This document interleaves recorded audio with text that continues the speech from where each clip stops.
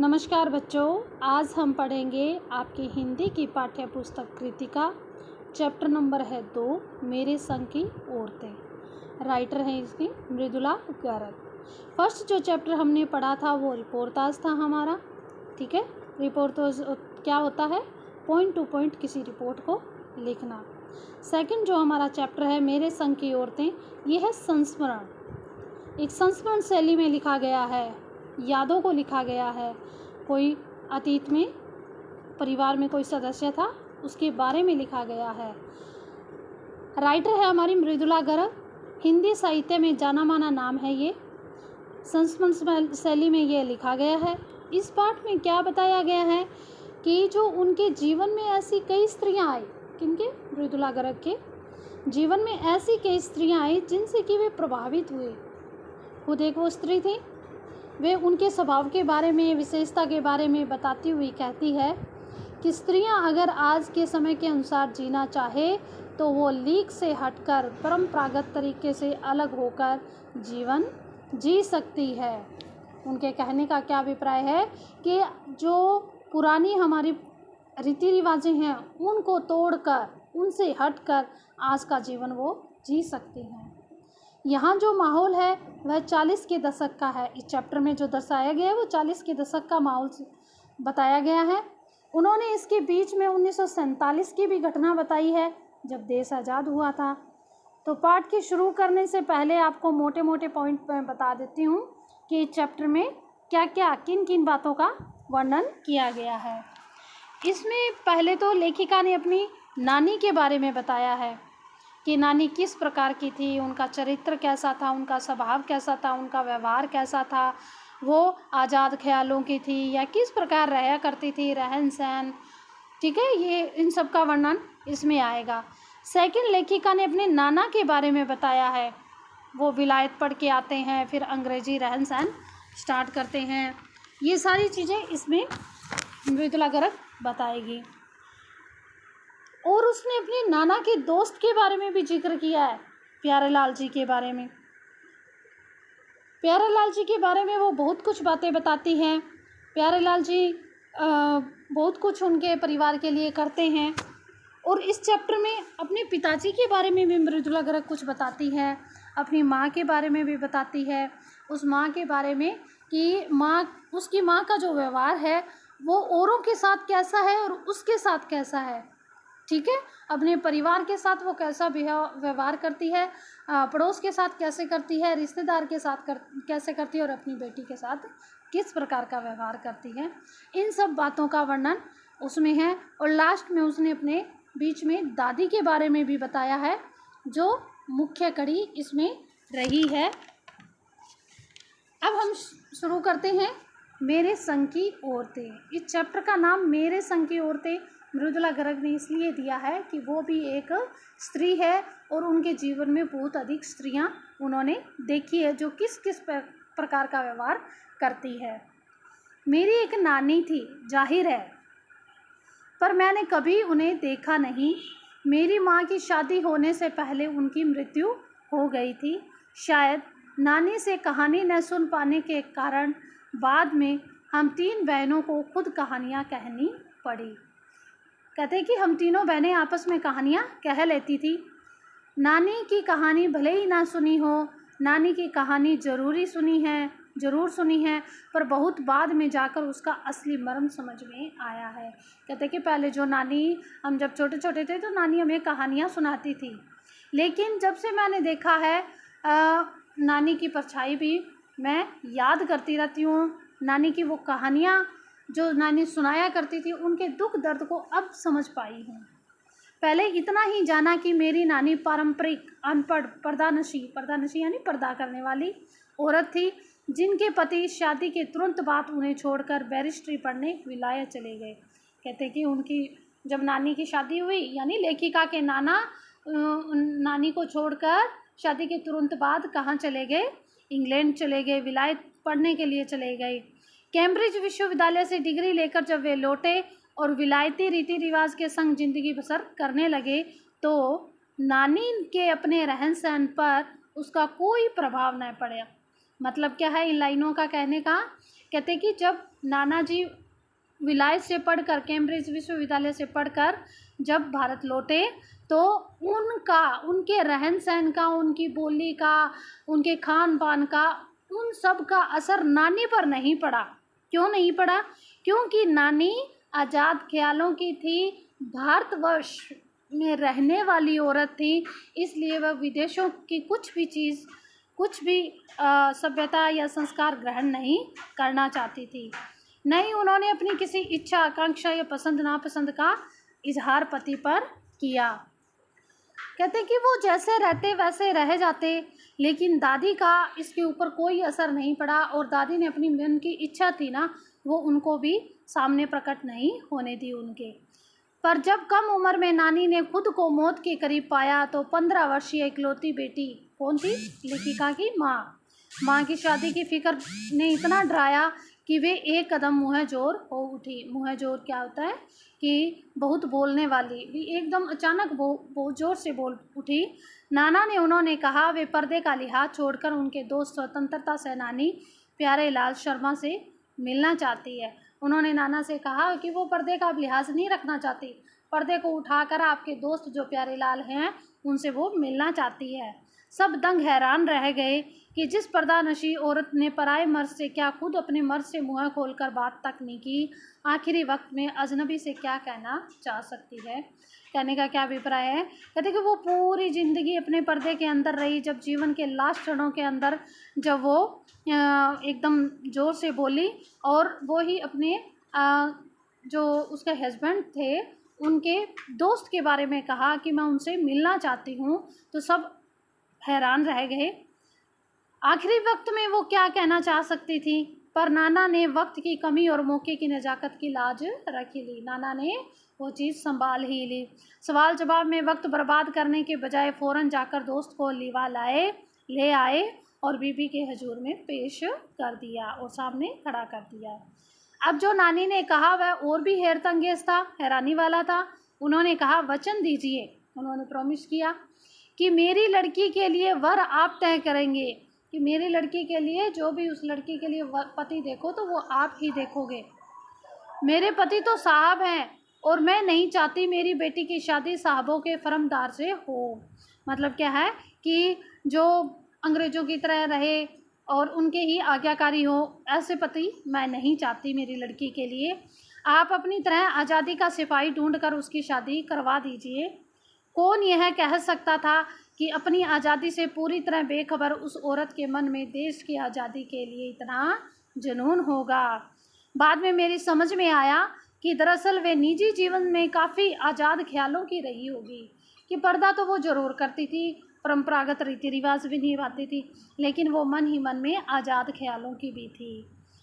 उन्होंने नाना की ज़िंदगी में कोई दखल नहीं दिया, न ही उसमें साझेदारी की, पर अपनी ज़िंदगी को अपने ढंग से जीती ज़रूर रह गई। ज़िंदगी जीने में आज के हिसाब से क्रांतिकारी चाहे कुछ न रहा हो, दूसरे की तरह जीने के लिए मजबूर न होने में असली आज़ादी का कुछ ज़्यादा ही महत्व होता है। कहते हैं कि उसने नाना की ज़िंदगी में कभी भी दखल अंदाजी नहीं किया, भाई आप कैसे रहते हो, कैसे खाते हो, कैसे पीते हो, कैसे पहनावा पहनते हो, कुछ भी नहीं कहा। लेकिन अपनी ज़िंदगी जीने के साथ साथ उसने क्या किया कि दूसरों की तरह ज़िंदगी जीने के लिए मजबूर नहीं हुई। ये सारी बातें लेखिका ने समझा इन बातों को।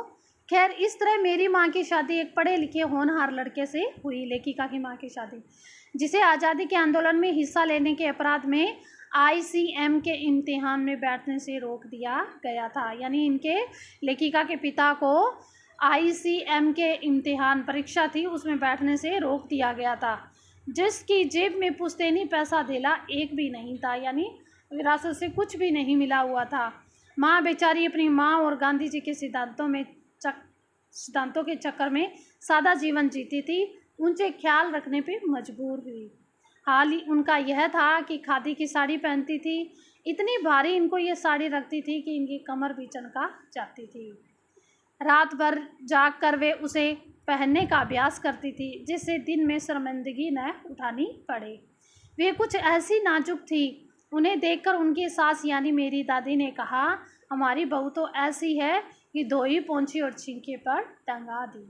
कहते हैं कि हमारी बहू तो इतनी नाजुक है कि ये खादी की साड़ी का वज़न भी सहन नहीं कर सकती, इसको कुछ देर थोड़ी देर के लिए डालती है और फिर धो के पोंछ के क्या टंगा देती है, छिंके पे, एक तार पे। गनीमत यही है कि किसी ने उन्हें छिंके पर उतारने की पेशकश नहीं की। क्यों नहीं की? उसकी दो वजह थी। पहली यही कि हिंदुस्तान के तमाम बाशिंदों की तरह उनके ससुराल वाले भी साबों से खासे अभिभूत थे। वो इसलिए नहीं थी, लेखिका की माँ के ऊपर कोई भी बर्डन नहीं था इस चीज़ का कि तुम साड़ी पहनो, सूट पहनो, कुछ भी, क्योंकि उनके जो परिवार के थे, उनके जो ससुराल वाले थे, लेखिका के जो दादा दादी थे, वो भी जो हिंदुस्तान के तमाम वाशिंदे यानी नागरिक थे, उनकी तरह ही थे कि साबों से खासे अभिभूत थे। जो बड़े बड़े रईस आदमी थे, उनसे अच्छी जानकारी थी। और मेरे नाना पक्के साहब माने जाते थे, बजात से भी हिंदुस्तानी थे। बाकी चेहरे मोहरे, रंग ढंग, पढ़ाई लिखाई सब में अंग्रेज़ थे। मज़े की बात तो यह थी कि हमारे देश में आज़ादी की जंग लड़ने वाले ही अंग्रेज़ों के सबसे बड़े प्रशंसक थे। गांधी, नेहरू हो या मेरे पिताजी के घर वाले, भले लड़का आज़ादी की लड़ाई लड़ते लड़ते जेब खाली और शोहरत सिर करता रहे। दबदबा उनके सासी ससुर का ही था। एक आन बान शान वाले साहब ने उनके सिर फरे लड़के को अपनी नाजुक जान की लड़की सौंप दी, लेखिका की माँ को सौंप दिया। उससे रोमांच क्या कोई परिकथा हो सकती है? नानी की सनक भरी आंखें, ख्वाहिश और नाना की रजामंदी, वे रोमांचक उपकथाएं थी जो कहानी के तिलिस्म को और गाढ़ा बना चुकी थी। जो गुप्त बातें थी वो और भी कहानी को रहस्यमय कर रही थी, क्योंकि उनकी माँ तो ये चाहती थी कि ऐसे व्यक्ति मिले जो आज़ाद ख्यालों के हो और भारत हिंदुस्तान के रहने वाले लोगों से रहने वाले लोगों के जैसे उनमें गुण हो। दूसरी वजह क्या थी कि माँ की अपनी शख्सियत थी, उनमें खूबसूरती, नज़ाकत, गैर दुनियादारी के साथ ईमानदारी। शख्सियत क्या होती है? एक फेमस, उसके अंदर बहुत गुणों का भंडार था। उनमें खूबसूरती थी, नज़ाकत थी, गैर दुनियादारी के साथ ईमानदारी, निष्पक्षता कुछ इस तरह घुली मिली थी कि परिजात से कम जादुई नहीं मालूम पड़ती थी। उनके अंदर इतने गुणों का भंडार था कि वो ऐसे लगता था कि उनके अंदर कोई जादुई चीज़ है।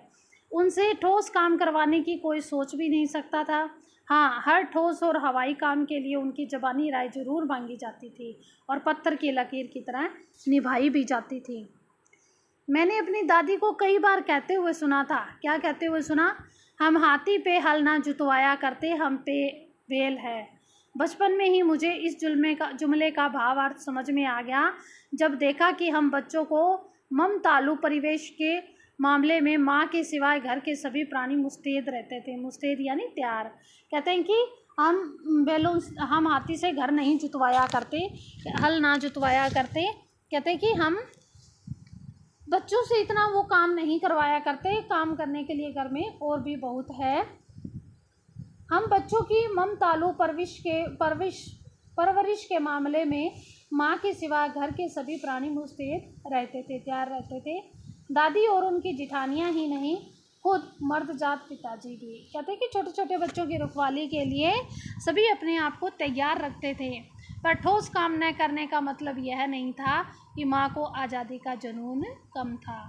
वह भरपूर था और वह अपने तरीके से उसे भरपूर निभाती भी रही। जाहिर है, जब जुनून आज़ादी का हो तो उसे निभाना ही चाहिए।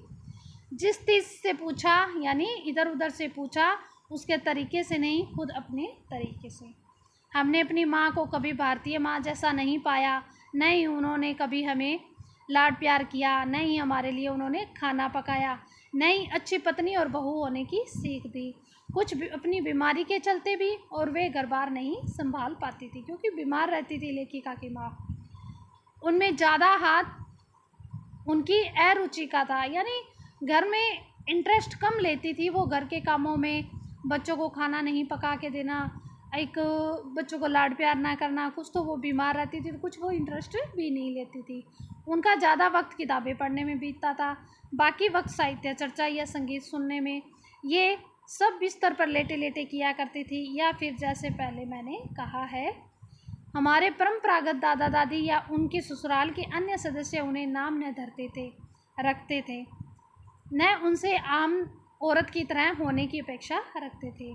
उनमें सबकी श्रद्धा क्यों थी, जबकि वह पत्नी, माँ और बहू के प्रचारित कृत्यों का पालन भी नहीं करती थी। कहते हैं कि मेरे जो दादा दादी थे, जो मेरी फैमिली थी, लेखिका कहती है कि उस फैमिली के अंदर मेरी माँ एक ना तो पत्नी का रूप निभा पाती थी, ना माँ का और ना एक बहू का, फिर भी इतनी श्रद्धा मेरे परिवार की मेरी माँ के अंदर क्यों थी। साहबी खानदान के रोब के अलावा मेरी समझ में 2 कारण आए। लेखिका कहती है इस वजह से हो सकता है कि वो कभी झूठ ना बोलती हो, दूसरा कि वे एक की बात को दूसरे के छुपा लेती हो, बताती ना हो। गोपनीय होता है छुपाना, गुप्त। पहले के कारण उन्हें घर वालों का आदर मिला हुआ था और दूसरे के कारण बाहर वालों की दोस्ती इसलिए कि एक की बात दूसरे को नहीं बताते थे। दोस्त वे हमारी भी थी। माँ की भूमिका हमारे पिता खूब बखूबी निभा देते थे। मुझे याद है बचपन में भी हमारे घर में किसी की चिट्ठी आने पर कोई उसे यह नहीं पूछता था कि उसमें क्या लिखा है, भले वह एक बहन की थी, दूसरी के नाम क्यों न हो। लेखिका के घर का माहौल इतना अच्छा था कि वहाँ उनके घर में कोई अगर चिट्ठी पत्री आती थी तो वो जिसके नाम आती थी वही खोलता था, कोई दूसरा सदस्य नहीं पढ़ता था, चाहे एक बहन का दूसरे के नाम क्यों ना हो। माँ यह जानने को बेहाल हो कि बीमार से वह उबरी या नहीं। छोटे से घर में 6 बच्चों के साथ सास ससुर आदि के रहते हुए भी हर व्यक्ति को अपना निस्तों बनाए रखने की छूट थी कि छोटा सा परिवार, छोटा सा घर था और इतने सदस्य होने के बाद सबको अपनी अपनी आज़ादी थी। इसी निस्तों बनाए रखने की छूट का फ़ायदा उठाकर हम तीनों बहनें और छोटा भाई लेखन के हवाले हो गई। भाई घर में इतनी आज़ादी है तो हम भी अपने जो हमें अपना फ्यूचर का जो प्लान करना है उसके हिसाब से हमने लेखन कार्य लेना स्टार्ट कर दिया। लीक से खिसके यानी जो परंपरागत जो पीढ़ी दर पीढ़ी जो सीमा आ रही थी उसके हम अलग हो गए। अपने पूर्वजों में माँ और नानी ही रही होती तो गनीमत रहती, पर अपनी एक परदादी भी थी। कहते हैं कि इस लाइन में माँ और दादी रही होती तो बहुत थी, लेकिन एक परदादी का भी हिस्सा जुड़ गया, जिन्हें कातर से बाहर चलने का शौक़ था, जिन्हें सीमा से हटकर चलने का शौक़ था। उन्होंने व्रत ले रखा था कि अगर खुदा के फजल क्या होती है, दया, अगर खुदा के दया से उनके पास कभी 2 से ज़्यादा धोतियाँ हो जाएगी तो वो तीसरी धोती को दान कर देगी। जैन समाज में अपरिग्रह होता है इकट्ठा ना करना कोई चीज़ को, कि सनक बिरादरी बाहर हरकत नहीं मानी जाती, इसलिए वहाँ तक तो ठीक था। पर उनका असल जलवा तब देखने को मिला जब मेरी माँ पहली बार गर्भवती हुई, यानी पेट से हुई। मेरी परदादी ने मंदिर में जाकर मन्नत मांगी कि क्या मन्नत मांगी कि उनको पोतों का पहला बच्चा, पोतों होते पोते की बहू, कि पहला बच्चा लड़की ही हो। यह गैर रवायती मन्नत मानकर उन्हें चैन नहीं पड़ा। कहते हैं कि ये मन्नत कोई मांगने की होती है, मन्नत मांगो तो लड़कों की मांगो। तो इस तरह की मन्नत उसकी परदादी ने मांगी। यहाँ तक आपका होता है बेटा, आगे आपको नेक्स्ट वीडियो में करवाएंगे। धन्यवाद।